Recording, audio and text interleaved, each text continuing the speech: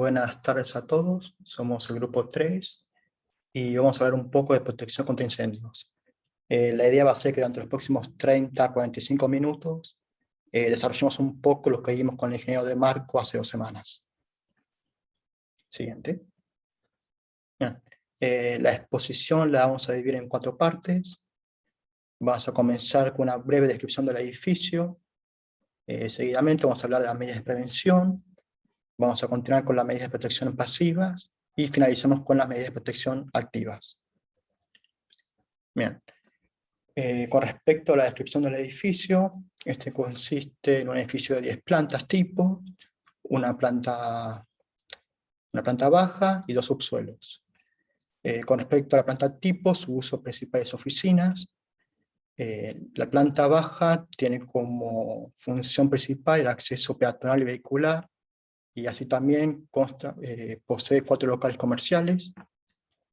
El primer subsuelo tiene como función funcionar como cochera y también posee locales de servicios. Con respecto al segundo subsuelo y azotea, ambas son salas de máquinas. Para que tengamos una idea de los órdenes de magnitud de las superficies, que es algo que se va a utilizar más adelante, todas las plantas rondan los 750 metros cuadrados, salvo el segundo subsuelo, que se aproxima más a los 400 metros cuadrados. Con respecto a la altura del edificio, esta es aproximadamente 50 metros. Bueno, ahora vemos un poco de imágenes de la planta. Vean un poco las figuras que hay, piensen qué podría ser. Se puede notar acá fácilmente la distancia que hay entre las cajas de escaleras. Observan pequeñas cosas que vamos a ver más adelante y explicar. La planta tipo, la planta baja, se ven los subsuelos. Y bueno, vamos a continuar con la medida de prevención. Acá las 2 cosas que hay que destacar son más que nada que uno, que se considera que el edificio, las instalaciones son nuevas y que se encuentran en perfectas condiciones de uso, y que por otro lado los locales están ventilados de acuerdo con lo exigido por la normativa. También vamos a hacer acá un muy breve repaso de la justificación teórica en lo que nos basamos para hacer estos cálculos, recordando el tetraedro del fuego, en el cual hay 4 componentes, ¿no? Uno son el calor, el combustible, el comburente y la reacción en cadena. Esto va a provocar un fuego y posiblemente un incendio. Y bueno, que tenemos medidas de prevención de incendios actuando sobre alguno de estos 4 factores. Siguiente. Bueno, vamos a comenzar a hablar de las medidas de protección. Recordemos que tenemos las pasivas y las activas. Con respecto a las pasivas, nos vamos a separar en 4, vamos a hablar sobre 4 puntos. Vamos a comenzar con la protección estructural, vamos a seguir con el sector de incendio, seguimos con las vías de evacuación y vamos a terminar con la evacuación de los productos de combustión. Con respecto a la protección activa, vamos a hablar de la detección, extinción y finalizar con la ventilación. Siguiente. Bueno, vamos a hablar de la protección pasiva, y como dije antes, vamos a comenzar con la protección estructural.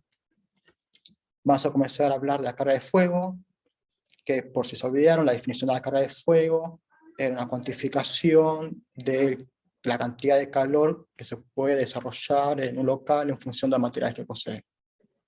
Recordemos que hay una fórmula, los valores estimativos que se tienen acá, en función de las actividades predominantes del edificio, rondan los 45, 30, 12,5 kilogramos metros cuadrados, en función del uso.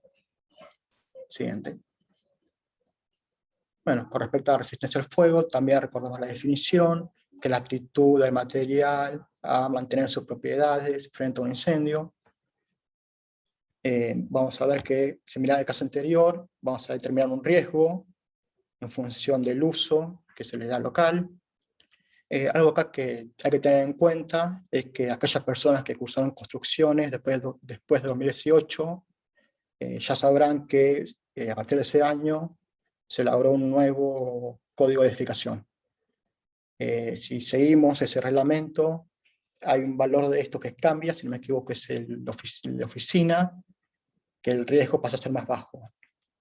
Entonces, si se plantean hacer el trabajo práctico, tengan en cuenta que la manera que está desarrollada en la cátedra es con el reglamento antiguo. Siguiente. Bueno, se va a comenzar a calcular la resistencia al fuego en los locales ventilados naturalmente. El procedimiento es entrar una tabla de doble entrada en función del riesgo y la carga de fuego calculada anteriormente. Para el local de uso administrativo se tiene una resistencia al fuego de 90 y para el comercial una resistencia al fuego de 60. De manera análoga se va a calcular la resistencia al fuego para los locales ventilados mecánicamente. Esto sería el garage. Y de vuelta, mientras la tabla de doble entrada se determina que la resistencia al fuego es F60. Siguiente. Bien, con respecto al sensor de incendio, de vuelta para refrescar la definición, es el local o conjunto de locales que están delimitados por muros, entrepisos, que poseen cierta resistencia al fuego en función del riesgo. Para calcular la resistencia al fuego, tiene distintos elementos constructivos, se lo determina mediante el material y el espesor, y bueno, acá se ve que la resistencia al fuego es de 120. También hay los comentarios acá para hacer sobre las puertas, respecto a la parte del sector de incendio, que dice que aquellas puertas que comunican con el sector de incendio con un medio de escape son de resistencia al fuego, deben tener una resistencia al fuego del mismo rango que el sector más comprometido, mínimamente con un valor de F30. Por otro lado, las puertas destinadas a proteger las circulaciones de escape son como mínimo F60. Estos son comentarios por ahora, de manera más, vamos a ver más adelante, de manera más detallada, un poco lo que es puertas. Por otro lado, vamos a comentar rápidamente lo que son las condiciones específicas de construcción y también de situación según el código de edificación. Como venimos explicando anteriormente, en función del uso que será local y el riesgo, se determinan y verifican las distintas condiciones que impone el reglamento, tanto para construcción y situación. Siguiente. Continuando con las medidas de protección pasiva, se deben analizar también las vías de evacuación, y generalmente se destacan se dividen en 3 tramos. Realmente está el primer tramo, que consiste en un camino horizontal que se hace a un nivel de piso, que permite que cualquier persona que se ubique en esa planta se pueda comunicar hacia un punto de salida, que sería el segundo tramo, que es un camino vertical, es una ruta vertical, que comunica a la gente del primer tramo con el tercer tramo, que sería la planta baja en sí, donde se puede, cualquier persona que se ubica ahí, se puede desplazar directamente hacia la salida. Un ejemplo del segundo tramo en la caja escalera y el tercer tramo en la zona de planta baja. Se puede observar esto mejor en las siguientes imágenes. La zona señalada en rojo sería lo que indica el primer tramo. Cualquier persona en ese sector puede realizar un camino hacia el sector verde, que es el segundo tramo, la caja de escaleras, que permite el desplazamiento vertical, se puede ver en el corte. Luego en planta baja, está señalado en celeste porque es el tercer tramo que conduce hacia las salidas. Particularmente este edificio tiene 2 salidas, entonces se puede evacuar hacia cualquiera de las 2.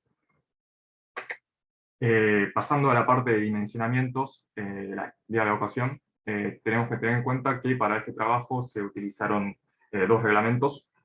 Primero, la Ley de Higiene y Seguridad del Trabajo, en particular el decreto 351, que tiene un alcance nacional, y el Código de Edificación de la Ciudad de Buenos Aires.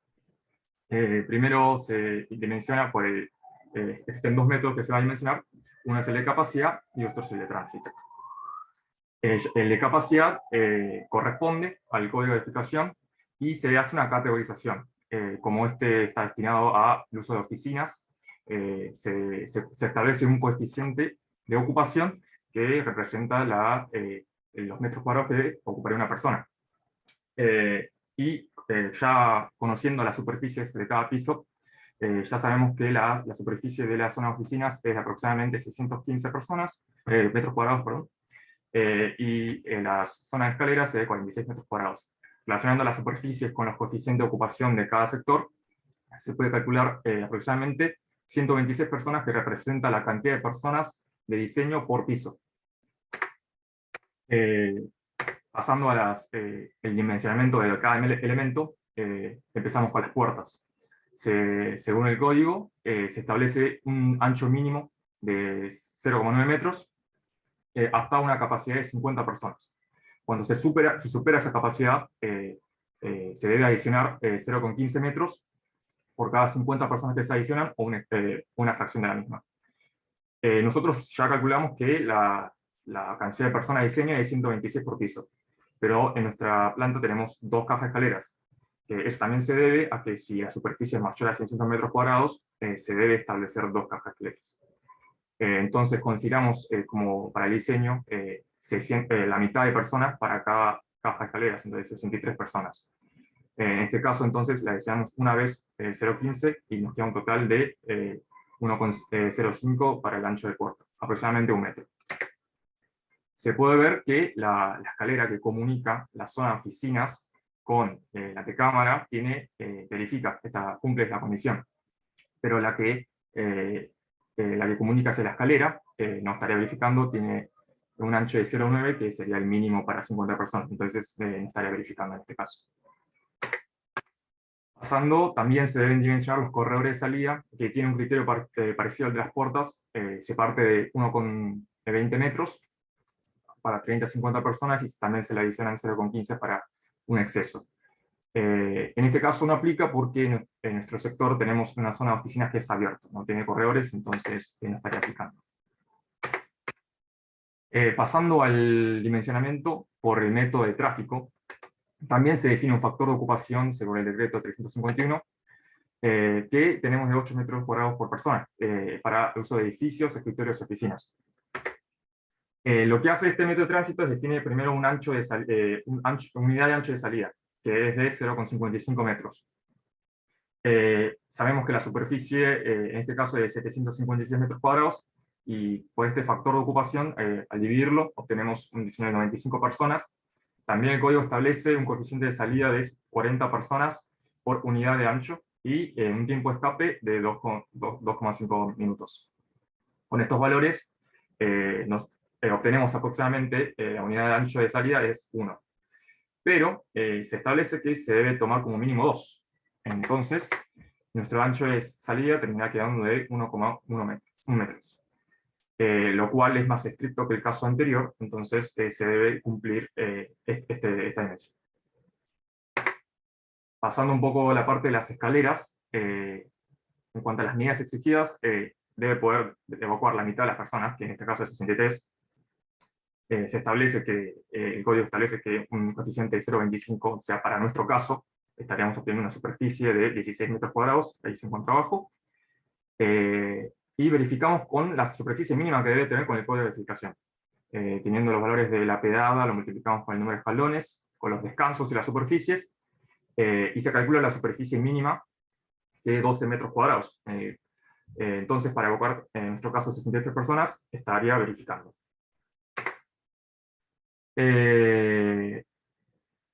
También acá en la primera imagen se puede ver que esta es imagen de planta baja. Se puede observar que las escaleras están desfasadas. Esto es para evitar que la persona que está evacuando de pisos superiores no continúe hacia el subsuelo, entonces no se encuentran en el mismo, están desfasadas. Y también se debe cumplir en las escaleras un criterio de distancias hacia la caja de escaleras, que cambia dependiendo del piso. En planta baja se tiene una distancia máxima de 40 metros, en los pisos superiores se tienen 30 metros, y en el caso del subsuelo se tienen de 15 metros libres como máximo. Esto se puede ver mejor en las siguientes imágenes, en las que las primeras dos tienen un radio de 30 metros, que son las distancias que cubre la caja de escaleras, se traza una circunferencia, y se puede ver que con 2 cajas de escaleras se puede cubrir toda la planta. El de la derecha representa la planta baja, que tiene 40 metros cuadrados, pero esto, el criterio de la distancia, no se verifica en el caso de los subsuelos, ya que presentamos 2 cajas de escaleras, y otra guía de evacuación sería la rampa.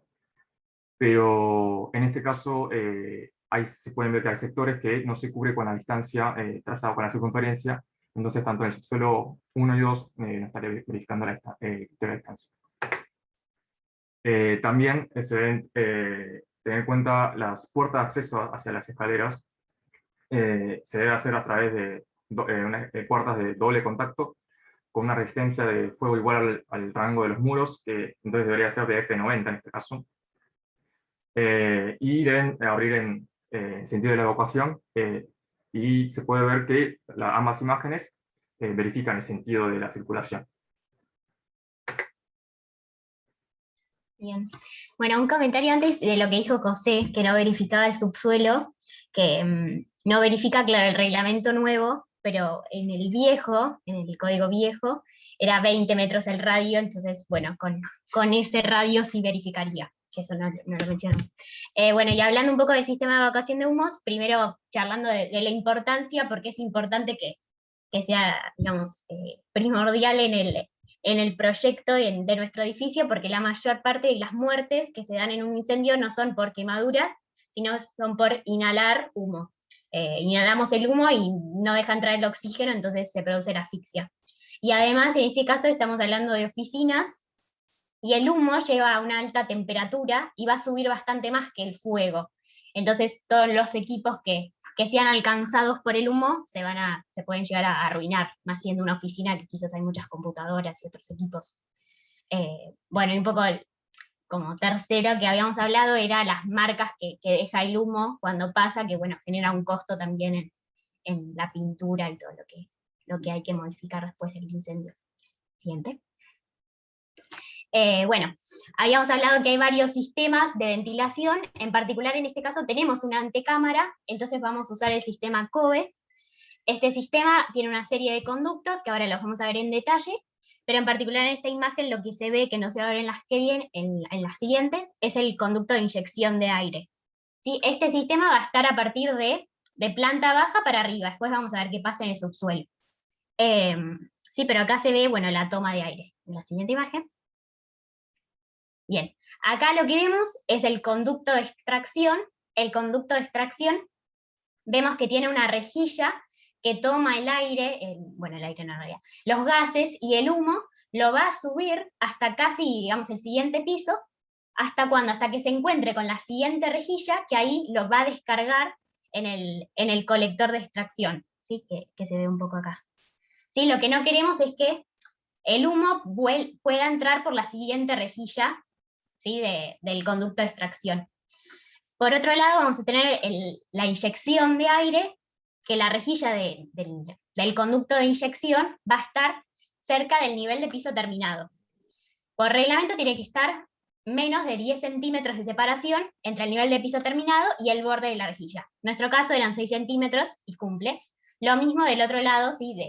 En la parte superior, la rejilla tiene que estar a menos de 10 centímetros del cielo raso, que en este caso también son 6 centímetros y se cumple. Bueno, bien, me cambié pero no pasa nada. Bueno, la superficie total de nuestra planta eran 800 metros cuadrados, aproximadamente eran 756, pero redondeamos. Entonces, para cada caja de escalera la superficie de influencia va a ser de 400 metros cuadrados. Para el cálculo vamos a tomar un cuarto de esa superficie, así que es fácil de acordarse el número, son 100. Siguiente. Bien, y lo que a nosotros nos interesa es, bueno, el volumen de humo y gas que tenemos. Vamos a tomar ese cuarto de superficie de influencia, esos 100 metros cuadrados, y lo vamos a multiplicar por 1/3 de la altura del local. En este caso, la altura del local eran 4,2 metros, así que, bueno, el total, el volumen es 140 metros cúbicos. Por el otro lado, vamos a entrar a una tabla y vamos a ver cuál es el tiempo de eliminación de humos y gases. Ese tiempo, porque está definido por la actividad. En nuestro caso, nuestra actividad ahora es administrativa, entonces el tiempo que usamos son 10 minutos. Bueno, y haciendo la cuenta, conseguimos cuál es el caudal que va a entrar, y son 0,23 metros cúbicos por segundo. Bien. Bueno, y ahora vamos a dimensionar los conductos. El principal que tenemos que tener es el conducto de extracción, y a partir de ese vamos a tener todos los demás. El conducto de extracción fácil es el caudal dividido la velocidad. Bueno, ¿y qué velocidad? La velocidad del tiraje, que va a estar relacionada, digamos, con la velocidad del viento que hay en el exterior. Porque habíamos hablado, teníamos esa toma de aire y nosotros queremos que el aire circule naturalmente. Bueno, esa velocidad para Buenos Aires es de 2,7 metros sobre segundo. Hacemos la cuenta de caudal dividido velocidad y nos da estos 0,085 metros cuadrados. Buscamos una sección que verifique y nos quedamos con una sección de 30 centímetros por 30 centímetros. Bueno, el conducto de inyección de... Olé. El conducto de inyección de aire va a ser la misma sección, 30 centímetros por 30 centímetros, y por último, el colector, que veíamos en la imagen que era más grande, va a ser 4 veces la sección, ¿sí? la sección de cálculo del de extracción de humos. Y bueno, y nos queda que verifica con una sección de 60 centímetros por 60 centímetros. La siguiente imagen la vamos a ver cómo se ve en planta. Ahora sí, bien, gracias. Bueno, acá vemos en planta, se ve el conducto de captación de aire limpio, el colector de humos y la conducción. Y lo que teníamos que tener en cuenta es que la distancia entre el conducto que tiene el aire limpio y el que extrae los gases tiene que ser en planta como máximo 2 metros. ¿Sí? Porque lo que queremos es que haya una ventilación, justamente, que se dé, digamos, que el aire frío vaya subiendo. Y bueno, y en este caso se da, es 1,8 metros lo que tenemos en planta. Bien, bueno, ese colector va a subir hasta descargar a los 4 vientos, ¿sí? en la última azotea. Y este remate lo que tiene que tener es una distancia mínima de por lo menos 4 metros a cualquier otro remate o cualquier otra ventilación, y si eso no se llega a cumplir, tiene que estar a una altura de por lo menos 50 centímetros por encima de ese otro remate. En este caso siempre se cumplía que era mayor a 4 metros, entonces se ve que los remates quedan a la misma altura. Sí, estos son cada uno de los remates de cada escalera. Bien, en esta foto se ve cómo están armados estos sombreretes como para que nunca los gases vuelvan al colector, ¿no? Que no haya como una contracorriente, sino que siempre se escapen para afuera. Bien, y como una mención, en el subsuelo dijimos que no iba a haber este sistema, pero sí tiene que haber una ventilación, se va a dar una ventilación mecánica, sí que está calculada para poder ventilar todo el volumen, toda la superficie. Va a ser un ventilador centrífugo, y también vamos a ver que en la planta del subsuelo hay distintos extractores de humo y gas, distintas entradas. Bueno, ahora pasamos a lo que es medidas de protección activa, que son recursos y equipos que usamos para controlar y extinguir el fuego mediante alguna fuente de energía que puede ser manual, mecánica o eléctrica. ¿Cómo dividimos la protección activa? En 3 categorías, que es la de detección, que la podemos lograr por la colocación de detectores de humo, llamas y calor, que lo que hacen es alertar sobre la presencia de un incendio y permitir el inicio de una evacuación de emergencia. Por otro lado tenemos lo que es la extinción de fuego, que incluye todas las actividades que tienen como objetivo apagar el fuego por una acción directa, y por último tenemos la ventilación mecánica, que es lo que contaba Flor recién, que hace referencia a todas las actividades que tienen como objetivo apagar el fuego, mantener libres de humo lo que son rutas de evacuación en particular, porque como dijo Flor también recién, la mayor cantidad de muertes por incendio se producen más por asfixia, por la presencia de humo, que por otro motivo. Entonces pasamos a lo que son los sistemas de detección, que es lo que estamos viendo en la filmina. Este sistema, como dije antes, permite detectar y localizar el incendio de manera de poner en marcha medidas de alarma necesarias para evacuar y eventualmente extinguir el incendio. Estos equipos pueden ser de humo, llama o temperatura, y cada uno tiene un tiempo de retardo desde que inicia el incendio hasta que efectivamente lo detecta. En el caso de nuestro edificio, lo que vamos a hacer es disponer una instalación automática de detección de incendios que consta de un sistema de detección automática de humos, 10 por planta, una central de control y aviso de incendios en el palier de cada planta, y un dispositivo de alarma formado por 2 alarmas sonoras ubicadas en los palieres y pulsadores de alarma manual ubicados en los accesos a las escaleras. Siguiente. Acá tenemos un esquema de lo que es la planta tipo, en donde lo que hicimos fue identificar cada uno de estos elementos que componen a la instalación automática de detección. Ahora pasamos entonces a lo que es la segunda categoría de protección activa, que tiene que ver con la extinción del fuego, y lo que hace es brindar los recursos necesarios para poder extinguir un principio de incendio o mantenerlo bajo control, al menos hasta que lleguen los bomberos. En el caso de nuestro edificio, uno de los sistemas que usamos es compuesto por equipos a base de agua y extintores manuales, y de acuerdo a lo que dice el código de edificación, vimos que necesitamos una boca de impulsión por los comercios, las oficinas y los garajes. Y además en los subsuelos hay que disponer de bocas de ataque, que son aberturas protegidas que se distribuyen uniformemente en la superficie, a través de los cuales los bomberos acceden con las mangueras a niveles inferiores en donde puedan haber focos de incendio. La idea es que haya una boca de ataque de 25 centímetros de lado por 65 metros cuadrados de superficie.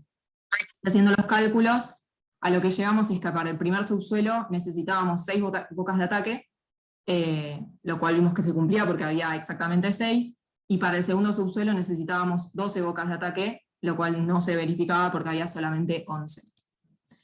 En cuanto a lo que es matafuegos, de acuerdo al código se define la cantidad de distancia entre matafuegos en función del uso del local, como vemos en la tabla, y la premisa es que tiene que haber como mínimo un matafuego cada 200 metros cuadrados de superficie a proteger, y que la distancia recorrida tiene que ser de 15 metros para el tipo de matafuego ABC en el caso de las oficinas y los comercios, y de 20 metros para lo que es garage y sala de máquinas.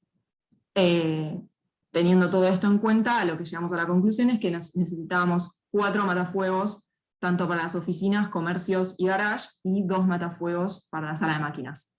Y adicionalmente, por la gran superficie del garage, que son los 536 metros cuadrados que vemos en la diapositiva, además de los matafuegos, hay que disponer 4 baldes de agua y 4 de arena, lo cual vimos que se cumplen porque están ubicados distribuidos en todo lo que es la superficie del garage. Hay que tener en cuenta para los matafuegos que se tienen que ubicar en zonas visibles y de fácil acceso, y se tienen que ubicar en los pasillos de tránsito preferentemente, teniendo en cuenta que además tienen que estar adecuadamente señalizados para que se puedan encontrar. Por último, pasamos a lo que son las instalaciones fijas, que son las bocas de incendio o hidrantes, que se abastecen por un tanque de reserva mixto. Esto quiere decir que el tanque de reserva contiene tanto el agua que está destinada para la extinción de incendios, como para el abastecimiento sanitario. Los hidrantes, como vemos en la imagen, se constituyen por una caja metálica que tiene una llave de paso, una manga o manguera, una lanza, una llave de ajuste y el soporte de la manga. Y para determinar la cantidad de bocas de incendio que tiene que haber por planta, es necesario conocer el perímetro del edificio, para lo cual, a partir de ese cálculo que vemos en la filmina, llegamos a la conclusión que son necesarias 3 bocas de incendio por planta. Si vamos a la filmina siguiente, vemos que esto se cumple. Por último, calculamos el volumen de agua de la reserva contra incendio que mencionaba recién. El código de edificación viejo dice que tiene que haber 10 litros por metro cuadrado de superficie del edificio cubierta. El máximo de esta superficie para esta condición es de 10.000 metros cuadrados, y como mínimo hay que disponer de un volumen de 10 metros cúbicos y como máximo de 40 metros cúbicos. Si la superficie es mayor que 10.000 metros cuadrados, se tiene que aumentar la reserva hasta un máximo de 80 metros cúbicos, contenidos en tanques que no sean de menor de 20 metros cúbicos cada uno, contemplando una cantidad de 4 litros por metro cuadrado de superficie adicional a esos 10.000 metros cuadrados que mencionábamos antes. Con los cálculos que vemos en la diapositiva, vemos que la reserva contra incendio necesaria es de 36 metros cúbicos aproximadamente. Decidimos adoptar un valor de 40 metros cúbicos, que sumados a la reserva sanitaria, que se calcula como vimos en el TP de abastecimiento de agua fría y agua caliente, da un valor de 64 metros cúbicos para el tanque mixto. El código nuevo lo que hace para determinar este volumen de reserva contra incendio es dar una tabla que en función del riesgo del edificio, que para nuestro caso es de riesgo leve, y el sector de incendio, que en nuestro caso es de 7.560 metros cuadrados, nos da el volumen de reserva necesario. Para nuestro caso, este valor sería de 12 metros cúbicos, o sea que teniendo en cuenta el valor que dijimos que habíamos adoptado, que era de 40 metros cúbicos, vemos que el tanque está sobredimensionado para lo que es el código actual. Y en esta diapositiva vemos lo que es el tanque de reserva mixto del edificio.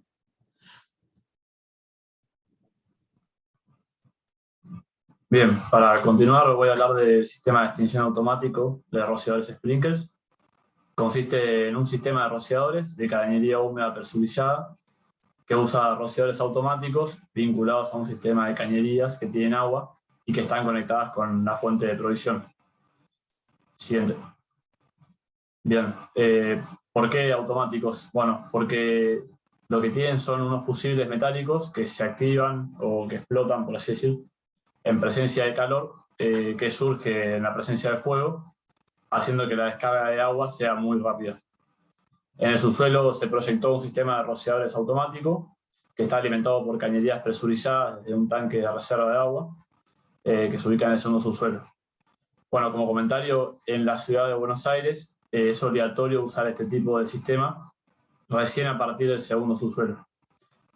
Para el tratamiento por sprinkler se utiliza como norma de referencia la NFPA 13. Siguiente. Para el abastecimiento de agua se utiliza un sistema de anillo que lo que tiene son múltiples cañerías principales que están vinculadas entre sí, lo que le da más de un posible recorrido al agua. Si bien la NFPA 13 admite una superficie de extinción mayor, mayor a la que adoptamos nosotros, admite una superficie de 12 metros cuadrados para garage. Por la arquitectura que tenemos nosotros, adoptamos 9,3 metros cuadrados. Con una separación máxima entre rociadores para riesgo ordinario, que es de 3,66, y la distancia del rociador a la pared no puede exceder la mitad de la distancia entre dos rociadores. Y también que la distancia mínima de rociador a la pared es de 102 milímetros. Bueno, como se ve en la filmina, los más comprometidos van a ser los que están ubicados en el centro, pero de todas formas verifican las condiciones que les dije recién. Bien, los rociadores tipo spray proveen el control de fuego en riesgo común, ordinario y peligroso. Y el área que pueden abarcar va a variar según el riesgo. Para riesgo ordinario, bueno, estamos hablando de un garage, tenemos, por ejemplo, justamente garage, panaderías, lecherías, entre otras, plantas electrónicas, entre otras más. Siguiente. Bien, como dice la filmina, la conexión directa de AISA tiene que ser de 76 milímetros como mínimo, y los diámetros de la conexión y de la distribución van a depender de la cantidad de rociadores que tengan. Si para riesgo ordinario proyectamos la cañería de distribución para que cada ramal no alimente más de 4 sprinklers, el diámetro mínimo va a ser de 1,5 pulgadas. Bueno, ahí es para 5, pero bueno, hay que adaptar, hay que dimensionar para arriba, digamos. Siguiente. Bueno, bien. ¿Qué pasa cuando la presión necesaria en determinada ubicación del sistema es inferior a la mínima? Ahí tenemos que contar con equipos elevadores de presión. Bueno, el equipo hidroneumático para sistemas de hidrantes nos va a servir para elevar la presión en los pisos que no tienen la mínima, que es de 3,5 kilos sobre centímetro cuadrado en la boquilla de incendio. En este caso es necesario elevar la presión en los pisos 9 y 10, ya que bueno, la columna de agua desde el tanque mixto no cumple la presión mínima que les mencionaba recién. El sistema permite mantener la presión aguas abajo del equipo y bueno, nada, eso. Y las bombas del equipo se dimensionan según la altura manométrica versus el caudal necesario, analizando el sector que alimentan. Bien, la altura manométrica, que está expresada ahí en esa fórmula que tiene dos términos, está compuesto por uno de esos términos, que es la altura de alimentación, y el otro término van a ser las pérdidas que tenga. Pues, tanto las generales como las particulares.